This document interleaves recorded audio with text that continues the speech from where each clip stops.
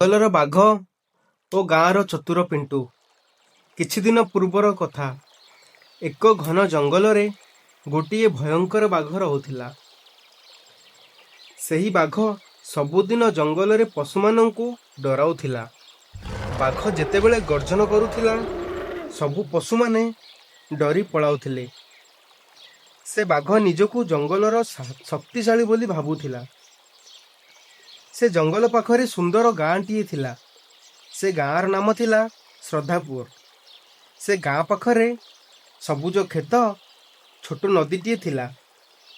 ଏହି ଗାଁରେ ଛୋଟ ପିଲାଟେ ରହୁଥିଲା। ତା ନାମ ଥିଲା ପିଣ୍ଟୁ। ପିଣ୍ଟୁ ଗାଁର ଚାଲାକ ଓ ଶାନ୍ତ ସରଳ ପୁଅଟେ ଥିଲା। ଗାଁ ଲୋକ ତାକୁ ବହୁତ ଆଗ୍ରହ କରୁଥିଲେ, ଆଉ କହୁଥିଲେ ଏହି ଛୋଟ ପିଲାଟି ଦିନେ ବଡ଼ କାମ କରି ଦେଖାଇବ।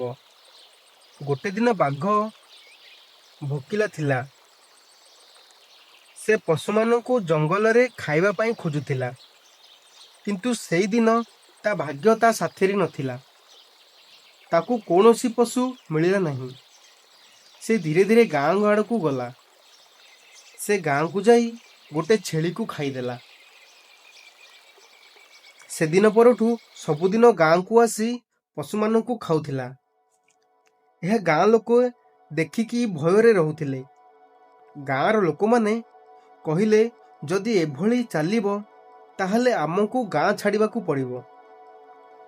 ଗାଁର ସବୁ ଲୋକ ମିଶି ବିଚାର କଲେ, ସେ ବାଘକୁ ମାରିଦେବାକୁ ପଡ଼ିବ। କିନ୍ତୁ କାହାର ଏତେ ସାହସ ହେଲା ନାହିଁ। ସେତେବେଳେ ପିଣ୍ଟୁ ଆଗକୁ ଆସି କହିଲା, ମୁଁ ଏଇ ବାଘକୁ ସବକ ଶିଖାଇବି। ସମସ୍ତେ କହିଲେ, ତମେ ବହୁତ ଛୋଟ ପିଲାଟିଏ, ବାଘ ସହିତ କେମିତି ଲଢ଼ିବ? ପିଣ୍ଟୁ କହିଲା, ମୁଁ ବଳରେ ନୁହେଁ, ଚତୁରତାରେ ହରାଇବି। ଏହା କହିକି ପିଣ୍ଟୁ ଭାବିବାରେ ଲାଗିଲା, କେମିତି ବାଘ ସହିତ ଲଢ଼ିବି। ସେ ଦେଖିଲା, ଗାଁ ପାଖରେ ଗୋଟେ କୂଅଟିଏ ଥିଲା। ସେ ଗାଁ ଲୋକଙ୍କୁ କହିଲା, ଏହି କୂଅ ହିଁ ବାଘକୁ ହରାଇବାକୁ ସାହାଯ୍ୟ କରିବ। ଏହା କହି ଗୋଟେ ବଡ଼ ଜାଲଟେ ତିଆରି କଲା, ଆଉ କହିଲା, ଏହି ଜାଲଟିକୁ କୂଅ ଉପରେ ପକାଇଲେ ସେ ଜାଲରେ ପଶି କୂଅ ଭିତରେ ପଡ଼ିଯିବ।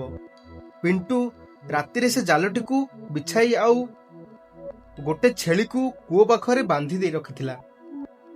ରାତି ହେଲା, ଗାଁ ଲୋକ ସବୁ ଶୋଇପଡ଼ିଲେ। ଗାଁରେ ଚାନ୍ଦ ଆଲୋକ ଥିଲା। ସେତେବେଳେ ବାଘ ଗାଁକୁ ଆସିଲା ଆଉ ଗର୍ଜନ କଲା। ସେତେବେଳେ ଛେଳିଟେ ଭୟରେ ଚିତ୍କାର କଲା। ବାଘ ଖୁସି ହୋଇ ଭାବିଲା, ଆଜି ଭୋଜନ ସାମ୍ନାକୁ ଆସିଗଲା। ଏହି ବଡ଼ ଛେଳିଟିକୁ ଖାଇ ମୋ ପେଟ ଭରିଯିବ। ସେ ଧୀରେ ଧୀରେ ଆଗକୁ ବଢ଼ିଲା। କୂଅ ଉପରେ ପଡ଼ିଥିବା ଫାଶରେ ତାର ଗୋଡ଼ ଫସିଗଲା। ସେ କୂଅ ଭିତରେ ପଡ଼ିକି ଗର୍ଜନ କଲା। ଗାଁ ଲୋକେ ଆସି ଦେଖିଲେ, ବାଘ କୂଅ ଭିତରେ ପଡ଼ିଛି। ବାଘ ଭାବିଲା, ମୁଁ ଜଙ୍ଗଲର ରାଜା, ଆଉ ମୁଁ ଏ ଗାଁ ଲୋକଙ୍କ ଫାଶରେ ପଡ଼ିଗଲି। ପିଣ୍ଟୁ କୂଅ ପାଖକୁ ଆସି କହିଲା ବାଘକୁ, ତମେ ଜଙ୍ଗଲର ରାଜା ହେଲେ କ'ଣ ହେଲା? ମଣିଷମାନଙ୍କ ଚାଲାକ ଦେଖିଲ ତ? ସେ ରାତିରେ ଗାଁ ଲୋକେ ଖୁସି ହେଲେ। ତା ପରଦିନ ବିଚାର କଲେ ବାଘକୁ ମାରିଦେବା ବୋଲି। କିନ୍ତୁ ପିଣ୍ଟୁ କହିଲା, ମାରିଦେଲେ ଆକ୍ରାନ୍ତ ପଶୁମାନେ ଶିକ୍ଷା କେମିତି ପାଇବେ? ପିଣ୍ଟୁ ଆସିକି ବାଘକୁ କହିଲା, ତମେ ଯଦି ଗାଁକୁ ଆସିକି କାହାକୁ ଆକ୍ରମଣ କରିବନି, ତାହେଲେ ତମକୁ ଛାଡ଼ିଦେବୁ। ବାଘ ଜୀବନ ବିକଳରେ କହିଲା, ମୋତେ ଛାଡ଼ିଦିଅ, ମୁଁ ଆଉ ଗାଁକୁ କେବେ ଆସିବି ନାହିଁ। ଗାଁ ଲୋକେ ତାକୁ ଛାଡ଼ିଦେଲେ। ସେ ଜଙ୍ଗଲକୁ ଫେରିଗଲା। ସେ ଦିନ ପରଠୁ ସେ ଶାନ୍ତ ଭୟରେ ଜୀବନଯାପନ କଲା। ସେଦିନଠାରୁ ପିଣ୍ଟୁ ଗାଁର ହିରୋ ହୋଇଗଲା। ସମସ୍ତେ ତାକୁ ପ୍ରଶଂସା କଲେ। ଗାଁବାସୀ ଗର୍ବ କଲେ ଆଉ ଖୁସିରେ ରହିଲେ। ଶିକ୍ଷା, ସମସ୍ୟାକୁ ଶାନ୍ତିପୂର୍ଣ୍ଣ ଉପାୟରେ ସମାଧାନ କରାଯାଇପାରେ।